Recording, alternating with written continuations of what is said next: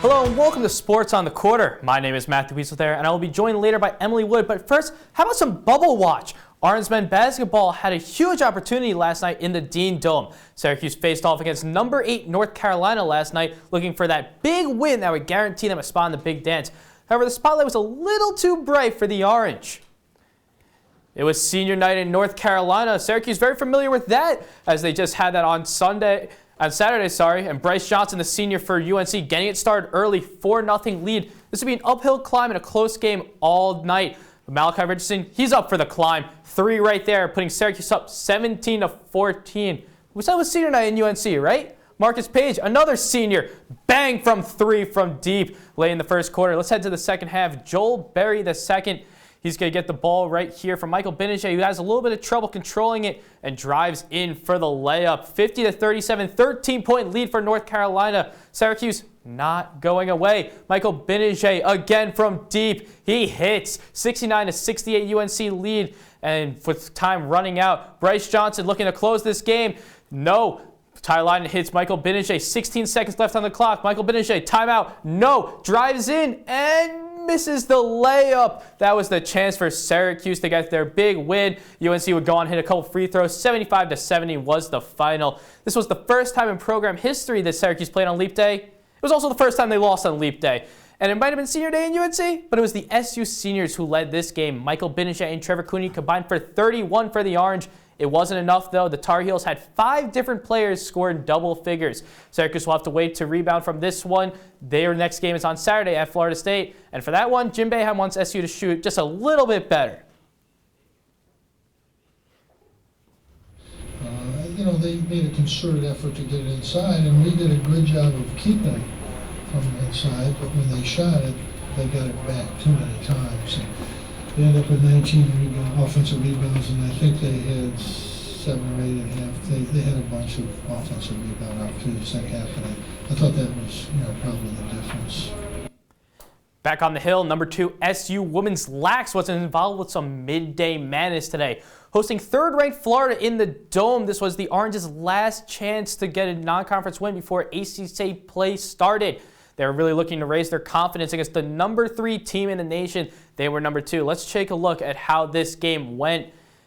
And this game very early on would be going Florida's way, a 3-0 deficit, but Kelly Cross, she puts Syracuse back in the lead 4-3. Let's head to the second half. Early on, Riley Donahue off the set play, scores, ties it at 6-6. This game close the entire time. 18:56 left in the second half. Kayla Traynor around and in. SU gets the lead 8-7, but Florida, they would not go away. 4:11 left in the game, and Molly Stevens finds Nicole Graziano. 10-9 Gators. Time running out for the Orange.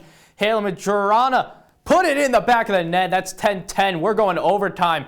But Syracuse would not have a very fun time in the overtime. Allie Murray, the goalkeeper, tries to bring it up. The ball gets stolen. Foul is called before Florida is able to score. But on the ensuing free possession, well, you got a wide open net right there. Sammy Bird just realizes that, finds Molly Stevens. That would be a goal. That would be the game. 11-10 Florida. SU, their first loss of the year, dropping to 5-1. They dominated on the draw, though, thanks to Kayla Traynor. Senior won 13 times at the X, but those didn't turn into enough goals for the Orange. The Gators got 3 goals from freshman midfielder Lindsey Ronbeck, who also assisted on a goal and controlled 2 draws. Syracuse will get a little bit of time before they head to Virginia to take on the number 7 Cavaliers on Saturday. For more from this one, we head to the head man himself, Gary Gate. You make mistakes and you pay the price, and I thought that we just made too many mistakes, and that's what the game ended up coming down to. We'll get better, we improve. The good thing is it's only March 1st. You got a heck of a lot of games left. Starting with Virginia on Saturday, so it's definitely a good test for us, and we'll learn and get better through this process. And are up to number 3 in the USILA coaches poll after pulling out a 9-8 win against Army on Sunday. Now the Orange move on to ACC play as they head to number 17 Virginia on Friday. When these two teams met last year in the Dome, Syracuse came out on top 15-9. Opening faceoff for this one is at 5:30. And Orange women's basketball has had its fair share of accolades lately. The ladies moved up to number 17 in the nation this week, a program record. Now Syracuse has their eyes on the ACC tournament, which starts on Wednesday. The Orange are a 3 seed, and they have a double bye, meaning they get to play their first game on Friday. Tip-off will be at 8 for that one. And finally, Syracuse women's tennis earned a spot in the ITA Tennis Top 25 for the first time in program history. The Orange jumped from number 33 to number 24 after a win over Notre Dame this past weekend. Credit the freshmen for this big jump. Dina Hagab has been perfect in singles play, and fellow rookies Gabrielle Knudsen and Maria Trito are not too far behind, with only 1 and 2 losses each respectively. Syracuse hits the road this weekend for a matchup with number 6 Duke on Saturday. Coming up, I am joined by Emily Wood to talk about men's and women's basketball. Emily has a little warning about celebrating too early. We'll be back in 90. They say it's a man's world. I don't see anybody's name on it.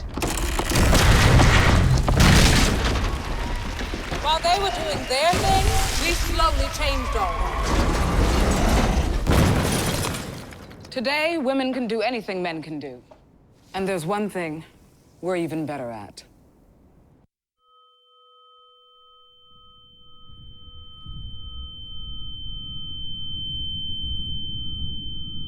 I grew up in the housing projects of Cleveland. I didn't even know that life could be any better than it was. Education for me has been a way to get away from the agony of what was normal life. I want to be able to impact the community, not just look back on where I came from, but to reach back to where I came from and pull some people up with me. My name is David, and I am your dividend.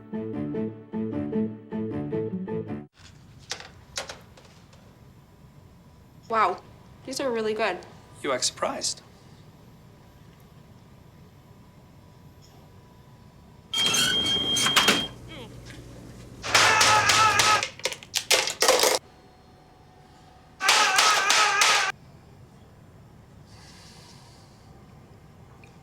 Practice makes perfect. You don't have to be perfect to be a perfect parent. There are thousands of teens in foster care who don't need perfection. They need you.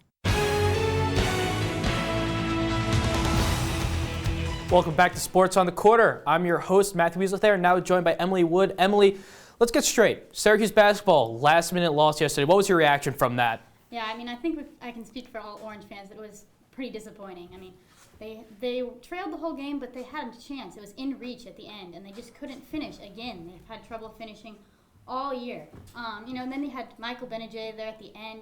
Debate whether he should have gone for the 2 or the 3. In my opinion, I think he should have gone for the 3. I think he would have had a better shot at it. He could have gone for the 2 and then gone with the fouled twice, made him hit their free throws and gone back and set it up again. But what I see is that there's absolutely no reason why they shouldn't have taken a timeout there. It just seems unreal why they wouldn't take a timeout, set up their offense, and make a good 3-point for Benajay or Cooney or any of their 3-point shooters to be set up and ready to go. Yeah, well, this would have been a huge win for a bubble team, but now they have to look a little bit more towards the big dance, and they got a game on Saturday in Tallahassee against Florida State. How important is that game going to be, not only for the big dance, but also just in general for their bubble chances and for the ACC tournament coming up? Yeah, I think it's a huge game for them. I think they need the win to guarantee their spot in the NCAA tournament, and even with the win, they're not guaranteed, but I think it gives them a really good shot. And even regardless, whether they get in or not, with or without the win, they need the momentum heading into postseason play. Into tournament play, they're going to play tough teams in both the ACC and the NCAA tournament. And then in that ACC tournament, how do you think the Orange will fare, especially with, you said, a ton of tough opponents? The ACC, not an easy conference. It's not an easy conference. I think they're going to get a win or 2 under their belts. I don't think they're going to make it deep. I don't think they're going to make it to the final game. But I think they will get a few wins in. All right, and then how about Syracuse women's basketball? They're also going to the ACC tournament, and they're starting off with a double bye, as I mentioned before, starting off Friday. We don't know who their opponent is. How do you think they'll end up doing in the ACC tournament?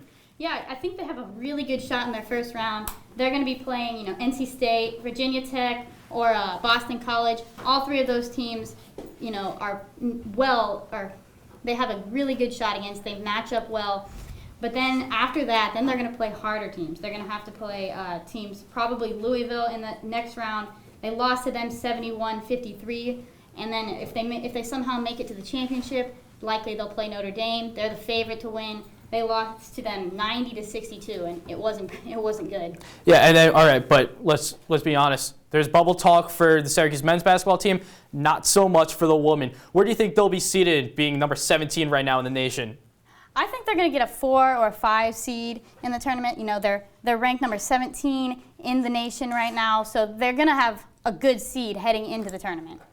All right, and let's look a little bit more national right now. Aroldis Chapman is now suspended 30 games by the MLB for domestic abuse violations. How do you think it's going to affect the Yankees right now with spring training starting tomorrow? How do you think that's going to affect them in the first 30 games? Yeah, I mean, they're obviously it's going to impact them. Chapman's a good player, but he is going to participate in spring training, they said. However, 30 games, that's a lot of games. I don't know if it was enough of a punishment for what the acts he committed, but, it is a start for the MLB to say that they were not going to accept his behavior. All right, and now my favorite time of the show, and also we saw this a little bit before, but take us through this. Celebrating a little too early, was it, in high school basketball? Yeah, we're going to go to a high school basketball game. We got Burrillville and Charahoe. The steal. Charahoe has the steal, and Burrillville thinks they've won it, but they throw the ball up in the air. You can see the refs in the background discussing something. They had a timeout. Turns out there was 1 second left, so Charahoe passes the ball in and they score. So Charahoe ends up winning 60-59. Burrillville thought they had the win. Turns out they didn't. You can't celebrate too early. Yeah, well, we got to hope Syracuse, maybe they won't celebrate too early, but they'll win. Well, that's all the time we have here for Sports on the Court. To keep up with everything Sports on the Hill, follow us on CitrusTV Sports on Twitter. For Emily Wood, I'm Matthew Weasel there. Have a great and warm night, Syracuse.